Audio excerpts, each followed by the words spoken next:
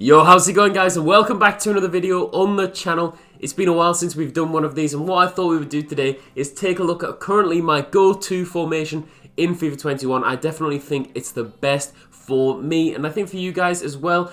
It will really help you perform, not only in FUT Champions, but in Division Rivals and in the FUT Draft if you do get this formation. So hopefully you guys do enjoy it. If you do, smash the like down below. Subscribe for a lot more FIFA 21 content. We are so close to 4,000 subscribers, which is absolutely insane. But this video today, we are going to be taking a look at the 4-4-2 formation, guys.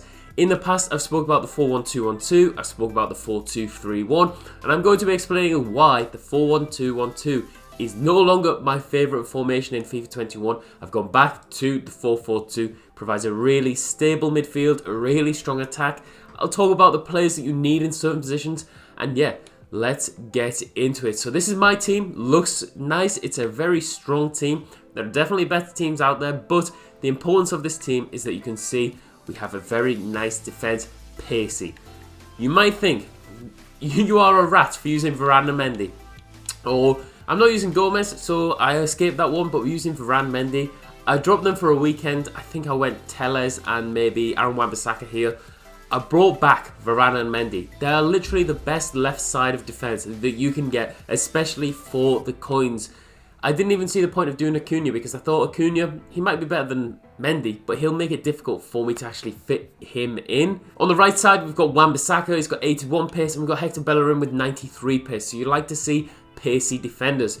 I used Hierro in the draft, the prime Hierro, the one that's currently available as an SBC. It just got burnt. This playstyle, the way you want to play with this team, you need pacey defenders. When you're coming up against the likes of Mbappe, Neymar, these two guys, they pass the Mbappe and Neymar test. They can keep up with them.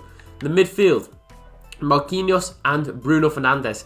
I think you need one very solid defensive-minded midfielder, like a Marquinhos isn't loading, but like a Marquinhos, medium-high work rate, a player in this position like a Kante would perform very, very well.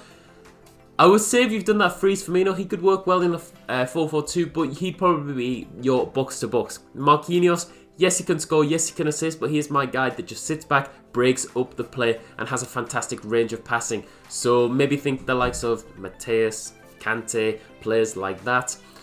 Alongside him, my attacking midfielder, Bruno Fernandes. 44 games, 15 goals, 30 assists. This position here in the midfield is your box-to-box player. You ideally want someone who has fantastic passing, shooting, and stamina. Someone that can go all game long. Bruno Fernandes is that. If you're not using Bruno Fernandes, maybe go for a Kevin De Bruyne, someone like that. That frees Firmino would be a fantastic option as well. But I think in an attacking sense, Bruno is a really, really nice centre mid in a 4-4-2. Aouar, he is important and he is a recent addition to this squad and a reason why the 4-4-2 is working so well for me.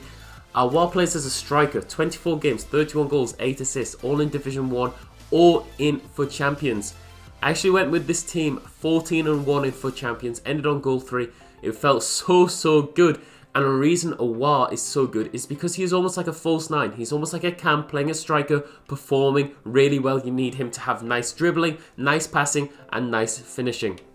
Next to him, I use Neymar as a striker. 95 games, 67 goals, 59 assists. As a striker, he's so much more effective than any position for me. And out wide, we have João Felix and Marcus Rashford. These are the tactics then. It's just the sort of idea that you probably want to follow for this formation to work the best for you guys. But we go for balance, 5-5. I don't like using pressure on heavy touch, press after possession loss, because I feel like it drags your players out of position.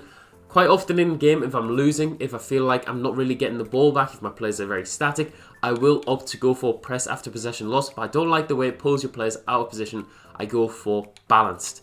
5-5, depth, not too low, not too high, just keeps it nice and neutral. Offensive style, again, I go for balance, but I do sometimes switch it up to fast build-up if I am behind in games.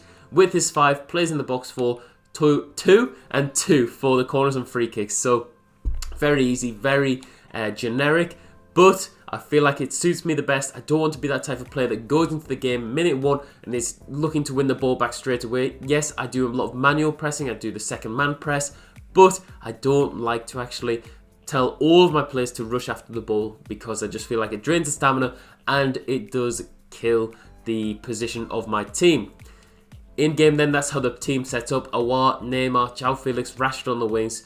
Very, very easy And we start off with the fullbacks. The fullbacks we actually have on stay back whilst attacking on the fullbacks. Very easy, very sort of simple for you guys.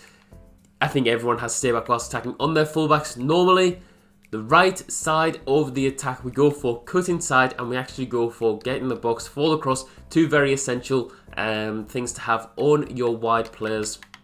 And then for the midfielders, your defensive one, Marquinhos, you put stay back whilst attacking, cover centre. I don't mess around with the normal interceptions. I used to have conservative on, but I feel like I just go for stay back whilst attacking, cover centre. And then for Bruno Fernandes, your attacking player, I just put on cover centre. Balanced attack. We want him to drop back, but we also want him to be the one further up the field. He does score a lot of important goals for me.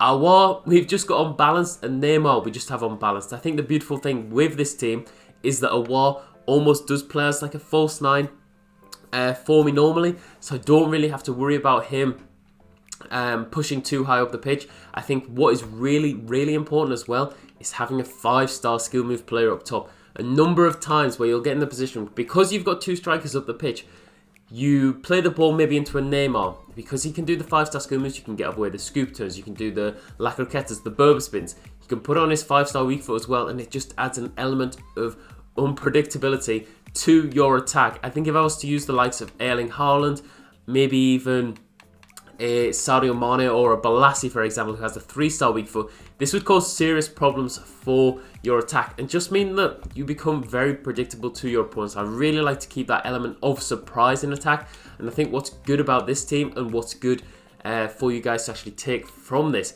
is that, say in game, I'm 4-4-2, I've got Aouar and Neymar up top. Quite a lot of the time, a player like Aouar, who's maybe not an out-and-out striker, say, maybe he's not performing, he's not getting in the runs.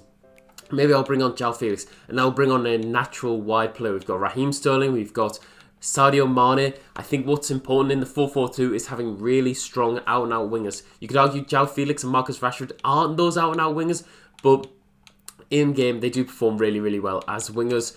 One thing to note as well is when I go 4-4-2, quite often, if I am losing, like I say, I will go for the constant pressure. Constant pressure, guys. I can do a full in-depth video on the sort of tactics that I do introduce when I do go behind it. Or say I've got maybe 5-10 minutes left in the game, but quite often I'll just switch to constant pressure. I'll stay in the 4-4-2, and then if we do score, I'll just revert back to the 5-5, and I'll just stick on balance. I think balance is the best bet for my sort of setup and the way I like to play FIFA 21. But guys, hopefully you enjoyed this video. 4-4-2 custom tactics, an old school style video. Hopefully you did enjoy it. If you did, smash like down below. Subscribe for a lot more FIFA 21 content. I'll see you all in the next one.